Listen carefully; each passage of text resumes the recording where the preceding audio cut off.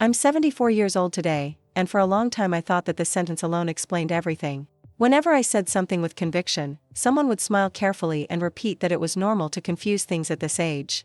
They said I was tired, too sensitive, stuck in the past. I listened, nodded, and kept the discomfort in my chest. Because arguing seemed pointless. And, deep down, I was afraid of being wrong. The hardest thing was not to hear that I forgot. It was realizing that, even when I remembered clearly, no one believed it. My words were corrected before I finished the sentence. My certainties were gently dismantled. Everything was wrapped up in care and patience, as if I were fragile. And maybe I was. But not in the way they thought. Over time, I began to observe more than talk. He paid attention to the details, to the interrupted conversations, to the glances exchanged when I insisted on something. I realized that it wasn't just me. It was as if my age had become an argument against me. No matter what I said, there was always a better explanation coming from someone younger. I learned to retreat, swallowing whole sentences, laughing at situations that made me uncomfortable. I told myself that it was better to keep the peace than to create conflict. This habit grew inside me, silent, until it became part of my routine. I spoke less. I questioned less. He doubted me more than the others. There were times when I reviewed memories as if looking for faults. He returned to the scenes, to the exact words, to the gestures. I tried to find where I had been confused. And I almost never found it. Still, he accepted the version of the others. Because trusting me seemed risky. And trusting them was safer. Gradually, this constant doubt began to weigh on. It was not open sadness, nor clear anger. It was a deep tiredness, difficult to explain. A feeling of always being wrong before you even speak. Of needing validation to exist within one's own memories. It changes a person on the inside, even if no one notices. People called me quiet. They said I was understanding, patient, easy to deal with. They didn't know the effort it required.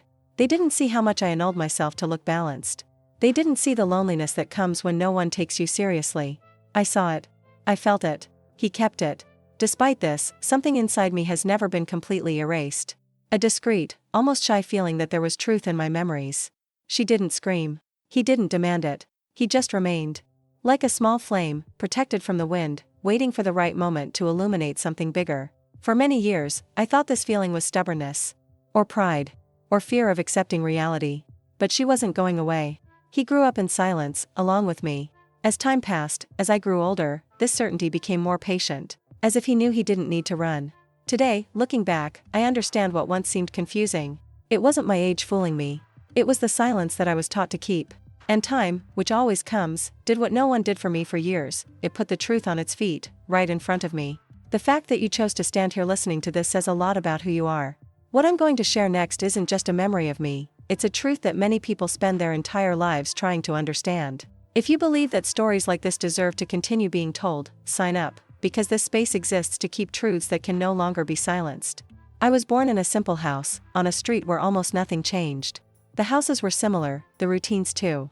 There was no luxury, but the basics were never lacking.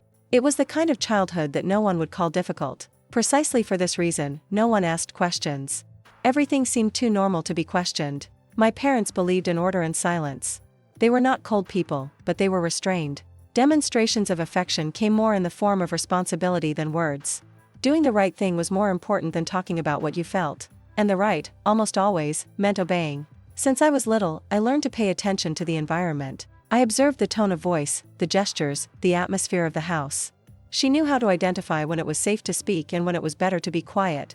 There was no constant yelling or visible punishment, but there was something more subtle, the discomfort of disappointing. When I asked too much, someone was bothered. When I insisted on understanding something, a short, definitive answer came. They said I was too young for certain conversations. That there were things that didn't need to be explained. I accepted, because it seemed logical to trust adults. Over time, I realized that silence was rewarded. When I agreed, everything flowed better. When I accepted without question, the atmosphere became lighter. I quickly learned that adaptation was a form of protection. And I started to shape my reactions to fit in that space. My mother used to say that I was easy to raise. My father praised my calm posture. I heard it as recognition, not realizing the price I paid for him. Being calm meant hiding discomfort. Being mature meant swallowing doubts that had no answer. Gradually, I began to normalize small discomforts.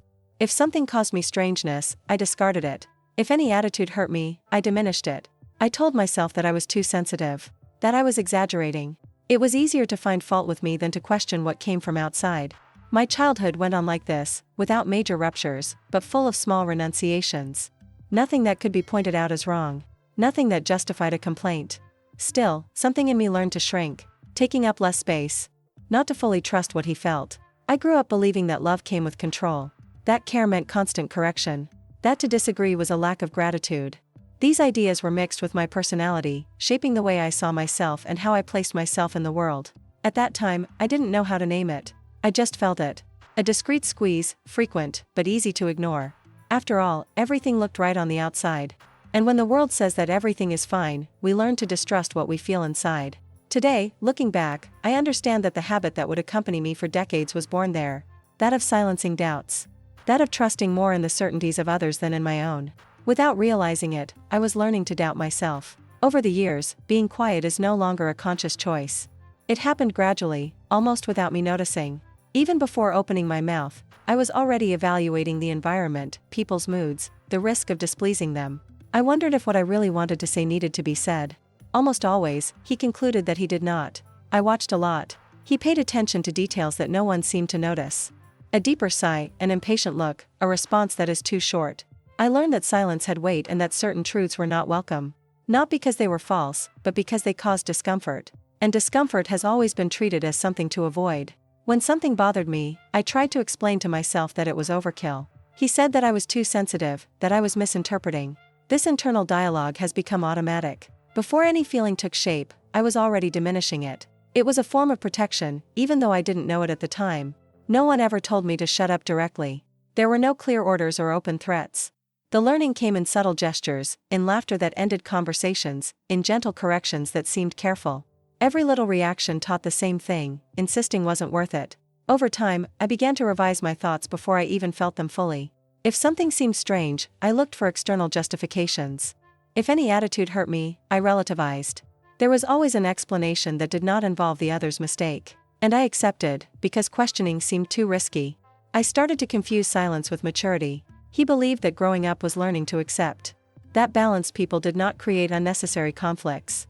And I wanted to be seen like that, balanced, understanding, easy to deal with. I didn't realize that this effort took me away from myself. There were times when I almost spoke. The sentence was clear in my mind, the certainty came in one piece. But something inside me pulled me back. A silent warning, learned over time, saying that insisting would have consequences. So I backed off. This constant retreat was shaping me. I started to take up less space, to agree faster, to apologize even without understanding the reason. All to maintain harmony around. Even if it meant swallowing discomfort and denying what I felt. I often said that everything was fine. I repeated this to others and to myself. He said he didn't care, that he wasn't important. Over time, I almost believed it. But the body held tension, and the mind did not forget. Silence has memory. Without realizing it, I was being trained for the future. Learning to distrust what he saw, what he felt, what he remembered. Learning that my voice could be a problem. And so, little by little, I learned to be quiet. I vividly remember the day it started, although at the time I didn't realize the importance of that moment. There was no shouting, no argument, no visible drama. It was an ordinary conversation, in a familiar environment. I reported something simple, something I had seen with my own eyes, convinced of every detail. Before I could finish speaking, I was interrupted in a tone too calm to be questioned. They said I must have misunderstood. That my memory made no sense. That I was mixing up facts. The security with which they spoke disarmed me. It was as if there was no room for doubt, at least not on their part. I tried to explain it better. I went back to the details, to the exact words, to the specific moment. The more I talked, the more I noticed looks of patience, as if they were dealing with someone who insisted on something too small. This made me hesitate. Not because I didn't remember, but because I started to feel inadequate. When the conversation ended, I was left with a strange weight on my chest. It was not anger, nor clear sadness. It was confusion. I spent the rest of the day reliving the scene, trying to find where I had gone wrong. But my memory remained firm. Still, the doubt had already been planted. In the following days, that feeling did not go away. I began to wonder if I had always been like this. It used to be confusing things without realizing it. If my perception was less reliable than I believed. These questions came unanswered, but with a persistent discomfort. Some time later, I mentioned the subject again, carefully. Not to confront, just to confirm. The reaction was a light, almost affectionate laugh. They said I was insisting too much. That it wasn't that important. That I should forget. And I obeyed. From that episode on, something changed inside me. I started to observe the reactions of others before trusting what I felt. If someone disagreed, I backed off. If anyone seemed impatient, I kept quiet. My certainty is no longer internal. It has come to depend on the validation of others. It was no longer just about remembering correctly. It was about permission. I needed someone to agree to feel safe. Alone, my version seemed too fragile. And this became normal, almost automatic, like breathing without realizing it. I began to believe that giving in was maturity. That accepting corrections was a sign of balance. That insisting was ugly. These ideas comforted me, because they saved me from conflict. But they also diminished me, even if I was not aware of it. Over time, I realized that this moment had been a silent divider. Not because of what happened externally, but because of the effect it had on me. It was there that I learned to distrust my own perception. A small doubt, planted with care, that would grow slowly over the years. Today I understand that this was the first time I thought, even without saying it out loud, maybe I'm not trustworthy. And when this idea takes hold, it is no longer necessary for someone to silence you. You learn to do it yourself. After what had happened before, I no longer spoke with the same confidence. Still, when that new situation arose, I felt in my whole body that something wasn't right. It was an important decision, something that would affect everyone. I listened, I observed, I connected the dots. The certainty came clear, effortlessly. When I tried to position myself, I was interrupted almost immediately. Not aggressively, but in a hurry. As if I was delaying something obvious. They said I hadn't understood it properly. That I was mixing up old information. That it had been discussed before, even though it wasn't with me. I tried to explain calmly. I went back to the details, to the context, to what had been said days before. The more I talked, the more I perceived expressions of impatience. Glances exchanged. Small sighs. It was as if my insistence was the real problem, not the subject itself. Someone commented that I was too sensitive. Another said that I always complicated simple things. Age appeared there, in a subtle way, as a ready justification.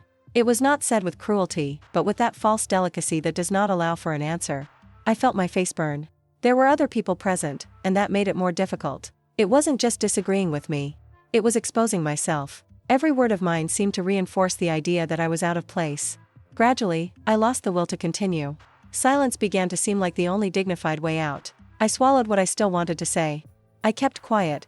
And, interestingly, this was seen as common sense. The climate improved. The conversation continued. As if everything had been resolved the moment I stopped talking. That marked me more than any discussion. Alone afterwards, I tried to understand what had happened. I relived the scene over and over again. My memory was still firm, but now it was accompanied by fear. Afraid to speak again. Fear of making mistakes. Fear of being seen as confused in front of everyone again. I began to normalize this discomfort. He said it was not so serious. That maybe I was really exaggerating. After all, if everyone disagreed with me, the mistake must have been mine. This logic was gradually installed, until it seemed too natural to be questioned. I started to watch myself more rigorously. I thought before I spoke, during, and after. He analyzed reactions, tones, expressions. If something seemed wrong, I would quickly dismiss it. It was safer to doubt myself than to face that embarrassment again. What hurt the most was not the disagreement. It was realizing that no one really wanted to listen to me. There was no curiosity, only correction. There was no dialogue, only closure. My version never fully existed. Over time, that phrase began to echo inside me, even when no one said it, "You're getting it wrong." She began to accompany me in silence, ready to silence me before the others. And it was there that silence ceased to be a choice and became the rule. After that day, I didn't decide to be silent. The silence just happened. It settled inside me as something logical, almost necessary. Speaking began to require too much effort. Thinking about explaining, justifying, or insisting seemed tiring before it even started. So I adapted. He chose the shortest path. And that path was almost always to say nothing. I began to measure words as if measuring steps on unstable ground. Before speaking, I already imagined the reactions, the looks, the possible corrections. If there was any chance of disagreement, I backed off. I told myself that it wasn't worth it. That it wasn't that important. This reasoning became more and more automatic. I started to observe not only others, but myself. He analyzed thoughts before accepting them. If something caused me discomfort, I immediately sought an explanation that did not involve someone else's mistake. If something hurt me, I softened it. There was always a way to make it acceptable. And I was easily convinced. People began to define me as calm, balanced, understanding. They said I knew how to deal with everything. I smiled and accepted the compliment, even though I felt a strange weight inside. Because that calm did not come from peace. It came from containment. It came from a constant effort not to cross invisible limits. At family gatherings, I listened attentively, even when something bothered me deeply. The sentence was clear in my mind, but it died before it reached my mouth. I already knew how it would end. I knew I would hear that I was exaggerating or misunderstanding. So I saved energy and shut up. Over time, I began to justify attitudes that hurt me. He said that no one was wrong. That I needed to be more flexible. That he was too sensitive. These justifications worked as anesthesia. They lessened the pain in the moment, but they also distanced me from myself. And I didn't realize how much. My body reacted before my awareness. Constant tension, unexplained tiredness, frequent chest tightness. But I normalized it. He said it was age, that it was routine, that it was life. I never considered that it could be the weight of so many years silencing me. After all, I had always been able to handle everything. Life went on as if everything was in place. I got married, had children, fulfilled responsibilities. On the outside, I looked stable. But inside, he lived in a state of caution. Always attentive, always prepared to retreat. Doubt has become a constant companion, even in the simplest moments. I started to apologize easily. Sometimes, without knowing exactly why. It was automatic. A way to soften environments, to avoid conflicts before they even existed. This habit has spread to all areas of my life. I apologized for occupying space, for feeling, for existing. There were brief moments of clarity when I firmly thought I was right. The certainty came whole, strong. But it was soon drowned out by the memory of past corrections. Of patient laughter. Of the sentences that ended any discussion. And I kept quiet again, as I had learned. Year after year, silence is no longer just behavior. It became an identity. I didn't speak because I didn't trust. I didn't trust because I had learned to doubt. And I called it peace, maturity, balance. It wasn't until much later that I understood what it really was, emotional survival. Life went on as if everything was in place. That's what everyone saw. I got married, organized a house, fulfilled schedules, responsibilities, and expectations. On the outside, I looked like someone who had found his way. There were no major ruptures, no scandals, no visible dramas. It was a correct life, one of those that does not arouse suspicion. Inside me, however, everything worked cautiously. Each decision was accompanied by doubt. Each opinion was revised even before it was born. I no longer trusted the initial impulse. I needed to mentally confirm if it made sense, if it wasn't an exaggeration, if it wasn't something in my head. This constant care tired me. In marriage, I learned quickly to avoid conflict. Whenever something bothered me, I pondered whether it was worth talking about. It was almost never valid. I already knew the result.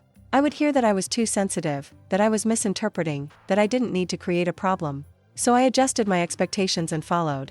Over time, I began to take on more responsibilities than I should have. He did it in silence, without complaining. I thought that was how harmony was maintained. If something went wrong, I wondered where I had failed. I rarely thought that maybe the mistake wasn't mine. The guilt always seemed more familiar. When the children came, this pattern deepened. I wanted to do everything right. I was afraid of making mistakes, afraid of causing invisible damage. He questioned every decision, every feeling. If something didn't go as expected, I took responsibility. She said that she needed to be better, more attentive, more careful. There were times when I felt a nameless sadness. It wasn't something I could explain. It was a feeling of always being alert, always trying to get it right. But I pushed those thoughts away. He said it was tiredness, routine, phase. After all, everyone lived like this, didn't they? The people around me saw me as someone strong. They said I could handle everything. I smiled, thanked, and moved on. I didn't realize that this image also held me back. If I was strong, I couldn't weaken. If I was balanced, I couldn't question too much. And I maintained this role with zeal. Over the years, doubt became part of my thinking. It did not appear as a clear question, but as a filter. Before I trusted any memory or feeling, I passed through this silent filter. Many things did not even reach the surface. They were discarded before they were even felt. My body kept giving signs. Constant tiredness, difficulty relaxing, a tension that never completely went away. But I ignored it. He said that it was age coming, that it was normal. I never considered that it could be the weight of a lifetime adjusting me to fit. Even so, I kept going. I fulfilled what was expected of me. He maintained the appearance of normality. And, little by little, I came to believe that maybe that was really adulthood. A continuous exercise in adaptation. A fragile balance sustained by silence. Today I understand that life has gone on, yes. But it remained on fragile foundations. Based on doubt, restraint, and fear of making mistakes. At the time, I had no words for it. I just felt it. And I kept walking, even carrying a weight that I still couldn't name. Whenever something felt wrong, I felt it first in the body. It was a discreet, almost polite sensation that arose even before any clear thought. A slight squeeze, a discomfort that is difficult to explain. I recognized this sign, but I had already learned not to trust it. Then I took a deep breath and moved on. These moments happened in the simplest situations. An interrupted conversation, a decision made too quickly, a comment that sounded strange. I realized, I connected the dots, but soon the doubt came. I thought that maybe I was exaggerating, that my reading was flawed. And, once again, he chose not to insist.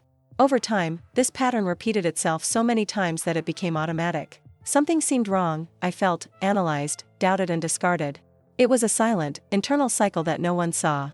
On the outside, I was still calm, collaborative, easy to deal with. Inside, I was moving away from what I felt. When I tried to talk about something, I did it with extreme care. He used soft words, full of reservations. He began sentences apologizing. She said that perhaps she was wrong. That could be my impression. Even so, the answer was often ready-made, ending any possibility of dialogue. These answers reinforced what I had already feared. They said I was seeing a problem where there was none. That I thought too much. That he needed to relax. Each time I heard this, something in me withdrew a little more. Not because I totally believe, but because of tiredness. I started to accept versions that didn't match what I remembered. Not because they made more sense, but because they were easier to carry. Confronting took energy, and I was already feeling too tired. So I accepted. I kept the strangeness in some corner of my mind and followed. There were nights when I would go over entire scenes alone. I was trying to understand why it had bothered me so much. I looked for flaws in my memory, exaggerations in my reaction. I rarely found it. Still, he chose not to trust that conclusion. It was safer to doubt me. Over the years, I began to notice patterns. The same situations were repeated, the same phrases appeared, the same silences were formed. Still, I kept hesitating. The doubt had taken deep root. Questioning always seemed riskier than accepting. My world was getting smaller. Not in size, but in expression. I spoke less than I thought. He felt more than he showed. I constantly adjusted myself so as not to clash. This made me predictable, comfortable for others, but distant from myself. People said I was sensible. That he thought before he acted. That it was balanced. I accepted these labels, even though I knew there was something missing. It was like living with a permanent break. Always controlling, always adjusting, always backing off. Today I understand that whenever something seemed wrong, it was because something really was. But at that time, I didn't allow myself to come to that conclusion. He preferred doubt to conflict. She preferred silence to the possibility of being right on her own. And so, I kept going, even though I felt that something didn't fit. Over the years, I began to feel a tiredness that did not come from the body, but from the mind. It was not something I could easily explain. I woke up tired, even after sleeping. I felt a constant weight, as if I was always preparing for something that never happened. It was a silent, permanent state of alert. This fatigue did not attract anyone's attention. On the outside, I was still working. He fulfilled commitments, solved problems, helped those in need. But it all required more effort than it should have. Each decision was accompanied by doubt. Each choice seemed to ask for internal confirmation, as if I couldn't trust my first impulse. There were days when I felt a discrete sadness, for no clear reason. It was not something intense, nor dramatic. It was a feeling of background, constant, hard to ignore. I told myself that it was normal. That life was just like that. That everyone carried their worries. And he did. Over time, I began to realize that I blamed myself easily. If something didn't work out, I wondered where I had gone wrong. If someone moved away, I reviewed my attitudes. I always found some fault with myself. He rarely considered that the problem could be outside. The guilt was already all too familiar. My body gave signals, but I didn't listen. Tension in the shoulders, pain with no apparent cause, difficulty relaxing. I attributed everything to age, work, responsibilities. I never thought it could be the accumulation of so many years silencing me, adjusting me, diminishing me to fit. People around me continued to see me as someone strong. They said I could handle everything. That I didn't complain. That I was an example. I accepted these compliments with a tired smile, not realizing that they also held me back. If I was strong, I couldn't weaken. If I could handle it, I couldn't stop. I began to ignore my own needs. If I felt overwhelmed, I said it was an exaggeration. If he needed rest, he postponed it. There was always something more urgent. Always someone who needed it more. I put myself last, almost without realizing it, as if it were natural. In quiet moments, when I was alone, I sometimes wondered when I had started to feel this way. I couldn't find a clear answer. It was as if the weight had accumulated little by little, layer by layer, until it became part of me. Something I carried without question. I got used to living like this. Working despite fatigue. To follow despite the doubt. Smiling despite the weight. Not because it was easy, but because it was what I knew. Questioning this state seemed too dangerous. Better move on, as I always have. Even so, there were days when I felt a strange urge to stop. Not to give up on life, but to stop pretending that everything was fine. These thoughts came quickly and went away soon after. I didn't allow myself to stay in them. They seemed too selfish. Today, looking back, I understand that fatigue had a reason. It was the invisible weight of a lifetime of doubting myself. To carry silence where there should be listening. To accept where there should be space. At the time, I had no words for it. I just felt it. And he kept walking. It all started discreetly, almost innocently. It was not a dramatic revelation or an unexpected confession. It was a misplaced detail, something that came up without warning, as if it had escaped by carelessness. When I realized, I felt that old tightness in my chest. The same as I always felt when something didn't fit. The difference is that, this time, he didn't leave. In the beginning, I did what I always did. I tried to ignore it. I told myself that it wasn't worth messing with it now. That was a thing of the past. That I had lived too long to dig up old memories. This discourse was known, even comfortable. But for the first time in many years, it did not have the expected effect. The sensation insisted, firmly, as if asking for attention. I returned to that detail alone, in silence, as I always did with everything that worried me. I went through stored memories, conversations that I had accepted without question, situations that were poorly explained. The more I connected the dots, the clearer the picture became. There was no confusion. There was no exaggeration. There was coherence. And that made me uneasy. I spent days thinking about it, but not with anxiety. It was a calm, almost organized thought. The memories came whole, with a beginning, middle, and end. There were no gaps or contradictions. It was as if something inside me had woken up after a long time of falling asleep. And this lucidity surprised me more than any doubt. For the first time, I didn't feel lost when revisiting the past. I didn't have to force memories or look for justifications. It all just made sense. What I had accepted as my mistake for so many years now proved too consistent to be discarded. This realization scared me, but it also gave me ground. I tried to talk to someone about it, in a careful way, as I always did. I used soft words, full of reservations. But I noticed something different in myself. I wasn't asking for validation. I wasn't seeking permission to remember. I just exposed what I knew. And when the usual answers came, they rang hollow. I didn't feel angry. I didn't feel like arguing. I felt clarity. A serene, almost cold clarity. The phrases that had previously silenced me now seemed repeated, worn, predictable. As if I had heard them too many times to still believe them. For the first time, they did not convince me. This realization brought an inevitable question, which I tried to avoid for days. What if I've never been wrong?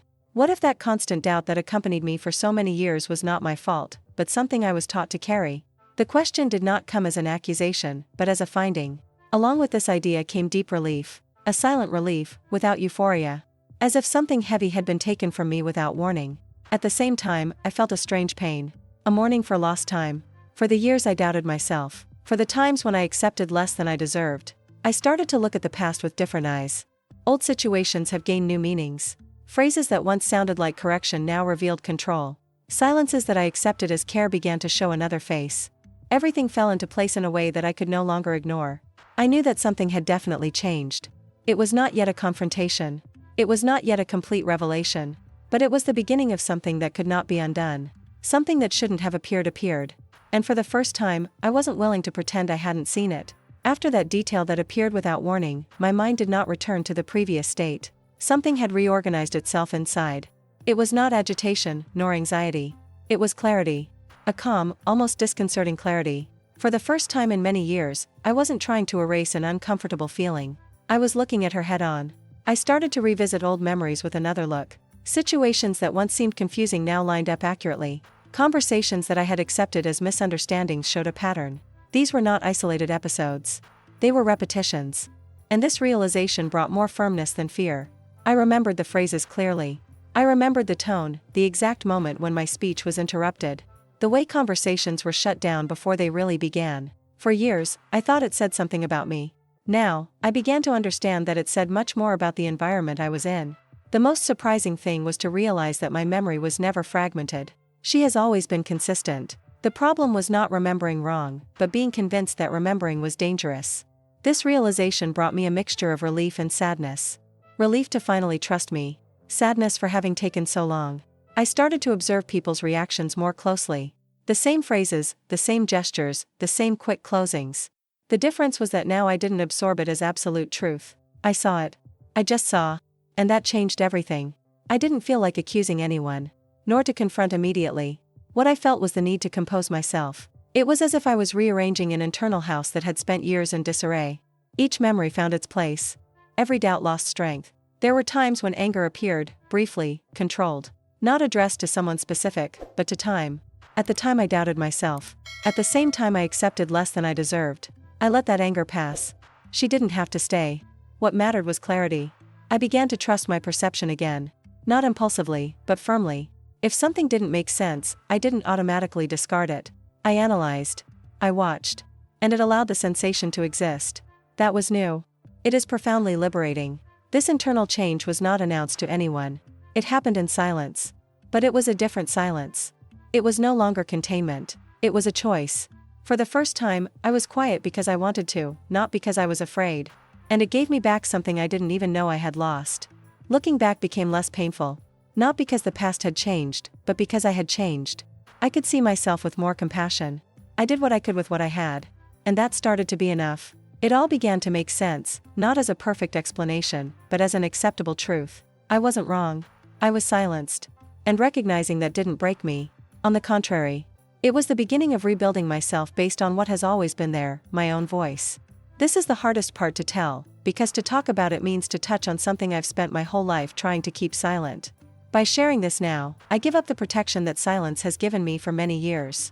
If you have come this far, it is because you understand that some truths are too expensive to remain hidden. So sign up, not as a support for me, but as a gesture so that voices like this are not erased when they finally find the courage to speak out. The understanding did not come as a violent shock, but as a quiet certainty that settled within me.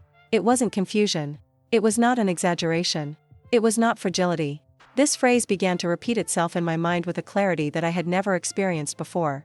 And, for the first time, I didn't feel like arguing with her. I spent years believing that there was something wrong with me, that my perception needed to be constantly corrected, that trusting what I felt was risky. Now, looking at everything from a distance, I saw how much this idea had been built little by little. It was not an isolated mistake. It was a long, silent, and persistent process. I realized that I wasn't just discredited. I was led to doubt myself. Every gentle correction, every sentence that ended conversations, every patient laughter had a cumulative effect. Nothing seemed serious enough on its own. But together, these gestures formed a structure that kept me silent for decades. This realization was painful. Not because someone had finally taken on something, but because I was seeing alone. There were no witnesses. There was no confession. Just me, my memories, and the clarity that came late. Even so, this clarity was real. And that was enough. I felt a strange mixture of relief and sadness. Relief to know that I wasn't wrong. Sadness for everything I missed believing in it. For the times I kept silent. For the decisions I accepted. For the opportunities to speak that I let die before I even tried. I didn't feel like pointing blame. Life is rarely that simple. What I felt was a deep need to acknowledge what happened, to give a name to what I experienced. Because while something has no name, it continues to act in silence. And I didn't want that anymore. I started to observe myself more gently. I realized how hard I had been on myself, how much I took responsibility for things that were not under my control. For the first time, I considered that perhaps I had done the best I could in an environment that did not offer me space. This acceptance did not erase the past, but it changed my relationship with it. The memories were still there, but they were no longer accompanied by guilt. They came with understanding. I began to see myself not as someone weak, but as someone who survived by adapting. There were times when the pain came back strong, especially when I thought about time, in the years that do not return. But along with that pain came something new, dignity. The feeling that, even late, acknowledging the truth had value. That my experience mattered. I understood that I didn't need external confirmation to validate what I experienced. Internal clarity was enough. It wasn't confusion. It never was. It was imposed silence, normalized, repeated until it seemed natural. And realizing this gave me back something essential, respect for myself. That was the point at which I knew there was no turning back. Even if no one changed, I had changed. Even if nothing was said out loud, something had been broken inside. And this time, it wasn't me. It was the silence that stopped controlling me. After the truth was organized within me, something came that I had not clearly foreseen: grief. It was not a visible mourning, one of those that people easily recognize. It was silent, intimate, difficult to explain. I was grieving for a part of my life that had passed while I doubted myself. Entire years lived in caution, fear, and constant adaptation. I realized that understanding what happened didn't erase what I felt. It didn't return the words I swallowed or the moments when I chose silence to survive. Clarity did not change decisions made under doubt, nor did it reconstruct missed opportunities. This realization hurt more than I imagined, because it meant accepting that there were things that time can't fix. I started to think a lot about the woman I was. That younger version of me, always trying to get it right, always policing itself. I wish I could sit next to her and say it wasn't confusion, that it was not an exaggeration, that she wasn't wrong for feeling discomfort. But these conversations only existed inside my head, too late to change the past. There were days when anger came out strongly. Not an explosive rage, but a deep, heavy one. Anger at time. Anger at the dynamics that taught me to doubt myself. Anger at having accepted less than she deserved. Soon after came sadness, calm and persistent. For the first time, I let these emotions exist without trying to control them. The hardest thing was accepting that no one would give me back those years. There would be no apology capable of compensating for the accumulated wear and tear. There would be no recognition that would erase what I lived in silence. This acceptance required maturity, but also kindness to myself. I needed to stop punishing myself for doing what was possible at that time. I started to review my choices with less judgment. I understood that I wasn't being weak. I was adapting.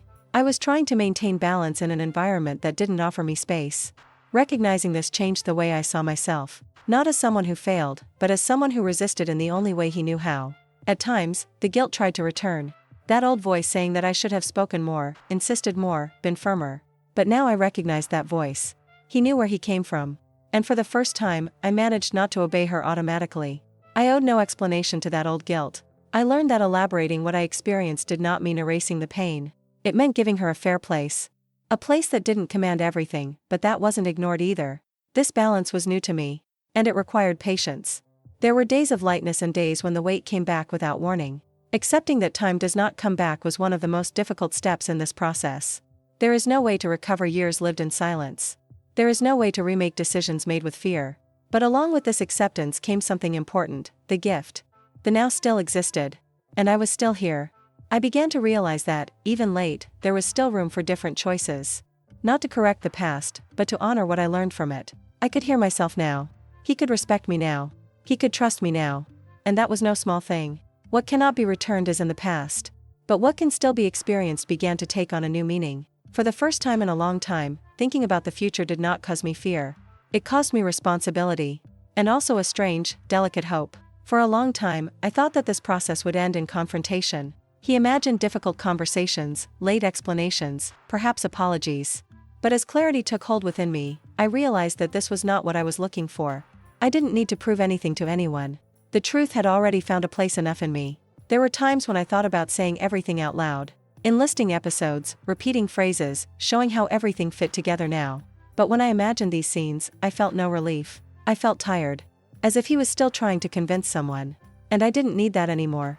I understood that many people would never recognize what happened. Not because it wasn't real, but because admitting it would require facing things they preferred to avoid. Accepting this was difficult, but liberating. I couldn't control the conscience of others. I could only take care of mine. There was no revenge, no accusations. There was emotional distance. A serene, conscious distance. I started to choose how much I exposed myself, how much I explained, how much I allowed. For the first time, those choices were mine, not responses to fear. I started listening to old comments with another filter. When someone said that I exaggerated, it no longer entered in the same way. It didn't hurt like before. I didn't disassemble. It was just an opinion, not a verdict on who I was. This internal change was silent. Almost no one noticed. But I noticed it in every small decision. Each time I trusted what I felt without asking permission. Every time I didn't explain myself beyond what was necessary. That was new. It is profoundly liberating. I learned that confronting doesn't always mean talking. Sometimes, confronting is stopping accepting. It is not to diminish yourself anymore. It is not to apologize for existing. I was doing it, a little at a time, without fanfare. There were days when the desire to be heard still emerged. This does not disappear overnight. But now that desire didn't come from pain, but from respect for myself. And, curiously, she no longer needed to be attended to for me to feel whole. I began to realize how my posture changed relationships. Some approached. Others have moved away. And that's okay. Not every bond survives when silence ceases to be the rule. I was prepared for it, even if it hurt a little. The most important thing was to understand that my story did not need to be publicly validated to be true. It already had value. I already had value. And that was enough. The confrontation I needed was not external. It was internal. And this one I had already done. By accepting this, I felt something I hadn't felt in a long time, lightness. Not that naive lightness of those who forget the past, but the lightness of those who recognize it and move on. Without shouting. Without tasting. Just living with more truth. Today, when I look at my life with the distance that time allows, I no longer feel the urgency to explain everything. What I experienced is clear to me, and it completely changed the way I place myself in the world. I don't need everyone to understand. I just need not to betray myself again. This simple choice has been enough. I spent many years believing that my voice needed authorization, that my memories needed external validation, that trusting myself was risky. Today, at 74, I understand that the biggest risk has always been the opposite, doubting myself for so long. This realization came late, but it arrived in one piece. I learned that silence is not always a virtue. Sometimes, it's just survival disguised as maturity. I've confused the two things for a good part of my life. I did the best I could with what I knew. And today I can look at it without shame. With respect. I can't change the past, nor recover the time that passed while I was silent. But I can choose how to live now. I can choose to listen to myself. I can choose to trust what I feel, even if no one agrees. This freedom does not erase the pain, but makes it bearable. If someone listening to me now has experienced something similar, I want to say something simple: you are not imagining it. The discomfort that insists on coming back has a reason. Don't ignore this just to keep the peace. The peace that requires too much silence takes a heavy toll over the years. It took me a lifetime to understand that experience is not confusion. That sensitivity is not weakness. That questioning is not disrespectful. These truths seem obvious when said like this, but it took decades to take hold within me. Today, I trust my memory. I trust my perception. I trust the woman I have become despite everything. I no longer need to diminish what I experienced to fit into anyone's narrative. My story is valid just the way it is. There are still difficult days. There are still memories that hurt. But now they don't take me apart. I know where they come from. I know what they mean. And I know I survived them. That changes everything. I learned that some truths wait a lifetime to be recognized. Not because they are weak, but because they require courage to be accepted. Courage that, sometimes, only comes with time. Even late, these truths still matter. They matter because they liberate. They matter because they give back dignity. They matter because they allow us to live what is left of life with more honesty. That's my story. Not to accuse. Not to prove it. But to remember that it's never too late to listen. It is never too late to recognize one's own truth. And even when it comes late, it still has value. If something in this story touched you, share this video with someone who might recognize themselves in it. This is not just about what I've experienced, but about patterns that silence people for years without anyone noticing. Sharing is an act of solidarity. It can be the way to take these words to those who still need to hear that they are not alone. I'll stay here reading each comment carefully. Tell me what city or country you're watching from and what about this story has stayed with you. Your words really matter to me.